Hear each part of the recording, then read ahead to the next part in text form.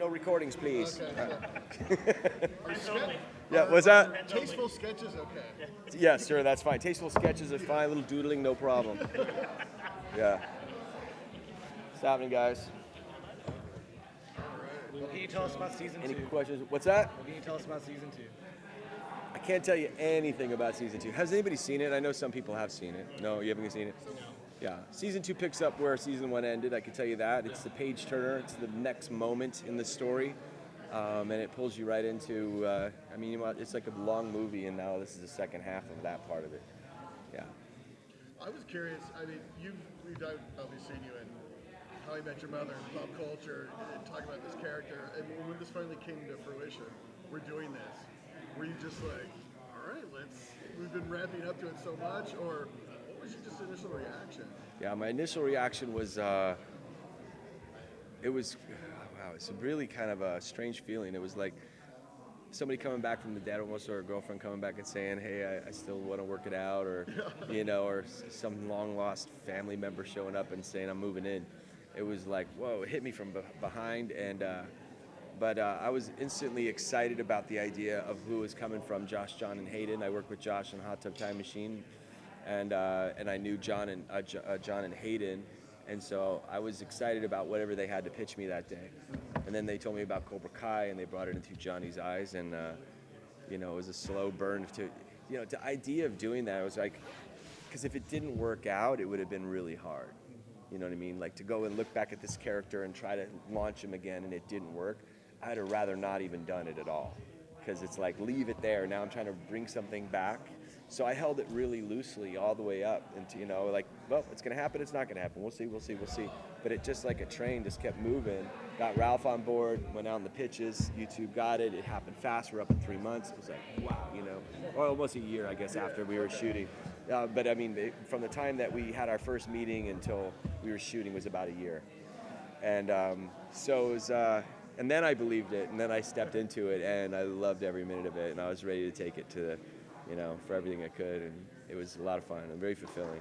Do you think the fact that How I Met Your Mother, there are other memes on the internet presenting this idea that Johnny was the real hero, the Karate Kid, did that help you accept the idea of going into the show the way it was written? Good question. Well, I always had my point of view of who Johnny was. I never saw him as the bad guy. I always saw him as his own story, and he was not all bad, and he handed Daniel the trophy at the end, and he didn't want to sweep his leg, and so I always saw this goodness in Johnny Lawrence, and at the end I think that's part of what makes the film so round, is that there's a redemptive moment, and Miyagi liberates all these guys. I mean, all the Cobra Kais crumble at the end, and we see the crease is really the core of it all.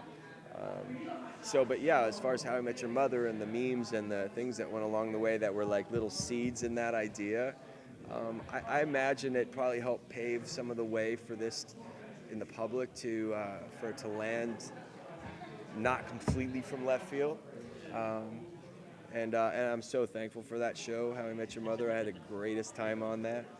And it was great too, because I wasn't playing Johnny, I was playing Billy Zabka, and there was a point of view about it, and that was truly fun and refreshing, because for 30 years, you're the biggest jerk of all time, so to have Barney Stinson celebrate him, there's a little joy in that for sure. Yeah. Did you get a lot of say of how Johnny was portrayed in the show, like him being the guy who's kind of stuck in the past a bit, or what's Facebook and all that was the guys, the writers brought all that into it. I had some say in, they presented what they wanted to do. They told me it was going to be a little bit like Bad Santa, and he was going to be Bad Sensei. And I said, okay. But yeah, it wasn't until I read the scripts that all that color came in, and the baloney and all that bit. Yeah, but I did a music video a few years back called Sweep the Leg. I don't know if you ever saw that. And I kind of wrote myself as living in a trailer on a couch and had a Firebird very similar to that. And so I kind of already kind of set myself a fun idea of maybe what Johnny would be like. And kind of came around. Yeah. Is there going to be a greater confrontation other than a push or shove this season? Between LaRusso and Lawrence? Can you hint a little bit as far as, it's the thing everyone was clamoring, obviously, to see. Yeah. Things get hotter, I can tell you that. Okay. I think that although when they went for a drink, it was also. That's my favorite scene in the first season was just them sitting talking about Elizabeth's shoe and looking her up basically. Yeah. Reminiscing. Yeah, but they're always gonna. They could try to make it work for a while, and then they're always gonna hit like there's a bump. There's landmines all over the field, you know, and it just one thing's gonna trigger it, and that happens. Can you talk about kind of the nuance in the writing toward the end where you're like, okay, Cobra Kai, I'm gonna bring that back, but I'm trying to avoid the lessons, the toxicity that Kreese brought to it, and then kind of see that coming through in the students anyway. And you're like, kind of look like you're regretting, and then Kreese comes like, Yeah. how does that?